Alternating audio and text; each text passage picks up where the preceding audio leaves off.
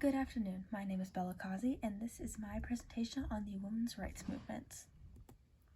So, this movement took place between the 1840s and the 1990s, making it one of the longest movements of American history.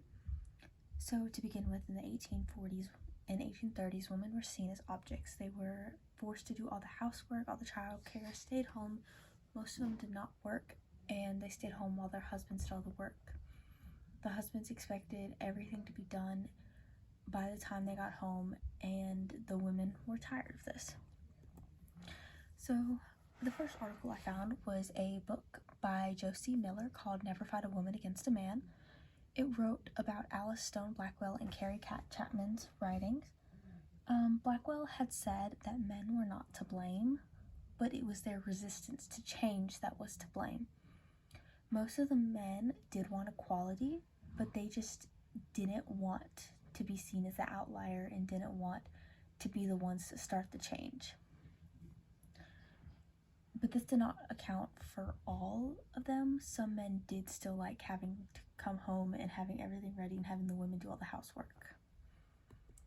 So the next articles are from the first wave feminist movement articles.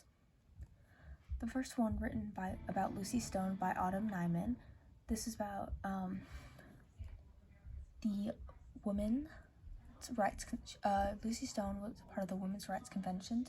She was a persistent activist within the community, and she was very in-depth about what she wanted, and her public speaking skills were phenomenal.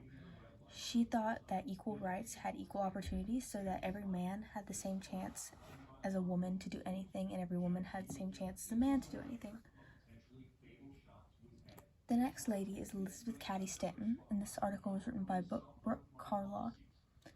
So, Stanton was one of the most positively influential speakers into society. She disagreed with the 15th Amendment, she agreed with it, saying that it allowed colored people to vote, but it did not allow women to vote. So this led to the creation of the 19th Amendment later on, but she did say that she only thought educated women should vote, which is a bit controversial from what women at the time wanted, but it's still a big accomplishment that women were able to vote. She was a famous speaker, and two of her most famous speeches were Our Girls and The Solitude of Self. Our Girls was to address the gender roles that women faced, and while The Solitude of Self was to argue neutral rights of all people. The third lady is Susan B. Anthony. Anthony was a lifelong friend of Stanton. They were both very active in what their stances were. So, Anthony started the Women's Loyal National League, and this was to abolish slavery.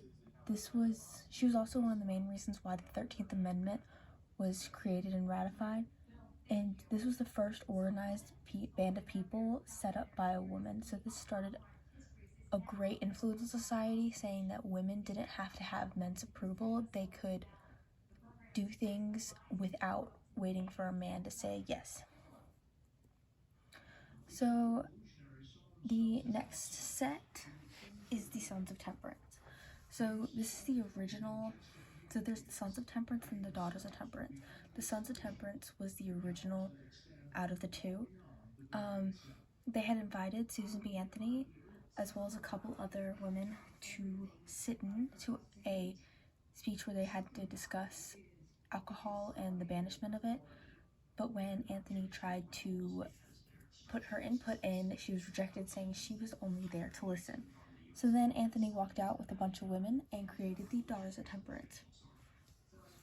So the difference between the Sons of Temperance and the Daughters of Temperance is that the Daughters of Temperance were made by a group of women, while the Sons were made by a group of men. And for the daughters, they had more of a input based off of experience.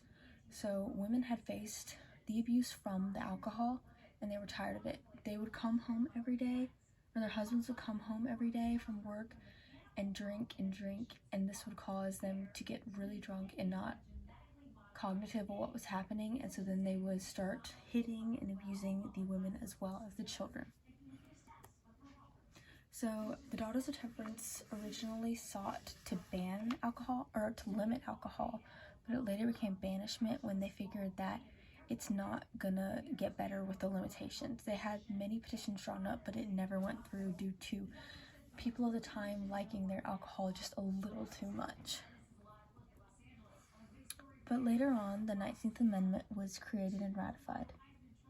So the women had fought for years to be seen equal as men. They had faced sexisms, abuse, stereotypes, and the 19th Amendment was passed June 4th of 1919, and within the next election, almost 10 million women were eligible to vote, and this eventually led to women having the same rights as men. So there still is some sexisms and segregations of women and men, but it is not as much as it used to be. Women have made a great stride into what they have become, and there's many figures within history that can help women today see what they can become. All right, thank you very much for listening, and this is my presentation on the women's rights movement.